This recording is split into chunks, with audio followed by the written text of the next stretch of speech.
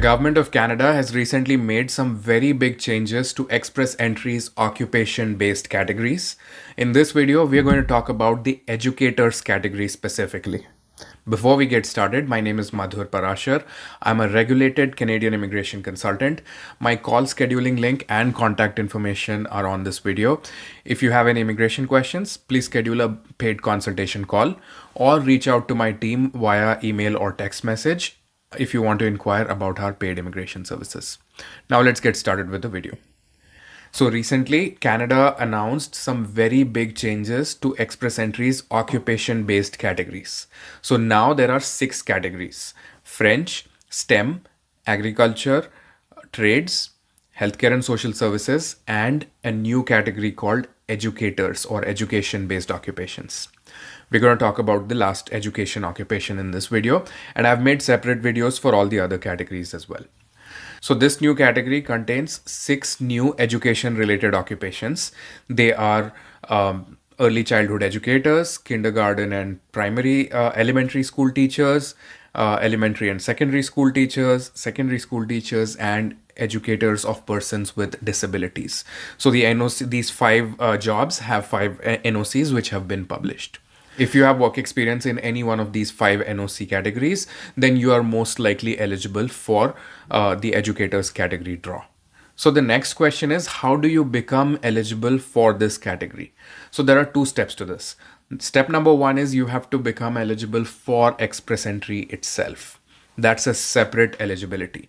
So Express Entry has 3 programs. That's Federal Skilled Worker, Canadian Experience Class, and Federal Skilled Trades Program. So if you're eligible for one of these 3 programs, then you become part of the Express Entry pool. Once you're in the Express Entry pool, then if your profile contains 6 months of work experience in the last 3 years in any one of these 5 NOC codes, then you will become eligible for the educators occupation based draw.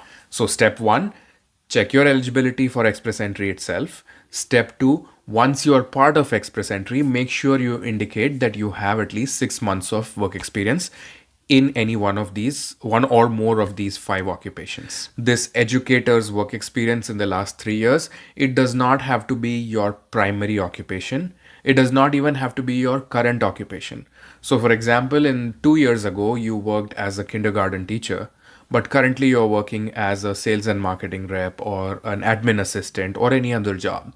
That is okay. This doesn't have to be your current job. As long as there is 6 months of this experience in the last 3 years, that will work. The second thing is that this experience does not have to be a Canadian work experience. So if you're in Canada, but you had experience back home in your home country, or if you're currently not even in Canada, you are abroad and you have this work experience, that is sufficient. This does not have to be Canadian work experience. The next thing is that this can also be self-employed work experience. So either you were working for an employer, for a school, or you had your own school, you were probably running a franchise or a business, or you were an independent teacher who was delivering childhood education, or any one of these 5 occupations. Even self-employed work experience or business experience where you are working as a teacher will also be acceptable and make you part of this category. So remember, it does not have to be your primary occupation. It does not have to be your current occupation. The work experience can be in Canada or abroad. The work experience can be self-employed or for a particular employer. Now let's talk about licensing. Most of these jobs require some kind of licensing or certification from a regulatory body. The licensing requirement for this category is, doesn't matter where you were working, you need to be authorized or licensed to work in that particular region. So in Canada, almost everywhere, these professions require some kind of certification or licensing. So if you claim 6 months of experience in these fields in Canada, then you have to prove that your work experience was after obtaining the authorized certification or licensing. If you are working abroad and in that particular country where you worked, for example in India, then if there was any restriction or regulation for a license or certification in your home country, then you have to prove that you had that license or certification while you were working there. In many countries, there is no licensing or certification. Anyone can become a teacher and start teaching.